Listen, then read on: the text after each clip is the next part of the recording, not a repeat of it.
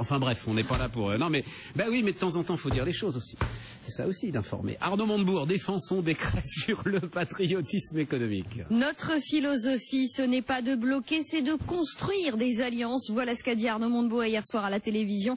Arnaud Montebourg qui cite notamment PSA et même General Electric au cœur du dossier Alstom. Alors on a été demandé les premiers concernés. Comment est-ce qu'ils regardaient ce décret, au-delà des cris d'orfraie que l'on peut pousser. Alors j'allais dire à gauche et à droite, surtout à droite. Mais on en parlera avec Jérôme Chartier, le député UMP, qui sera avec nous tout à l'heure. Ils ont peut-être la mémoire courte quand même à droite quand ils poussent ces cris d'orfraie. Mais on verra avec lui parce qu'il a justement une position iconoclaste et c'est ce qui le rend très intéressant, Jérôme Chartier. Bref, on a été demandé un petit peu, notamment dans le secteur de la santé.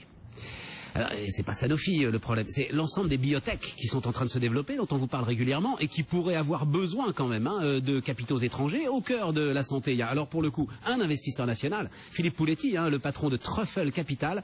Il comprend le mouvement, Philippe Pouletti, mais il voudrait être sûr justement d'en saisir exactement le périmètre. Écoutez-le sur BFM Business. Nous ne sommes pas dans un monde de bisounours et il serait dommage que beaucoup des plus belles entreprises françaises s'en aillent ailleurs parce que l'économie française est aujourd'hui faible.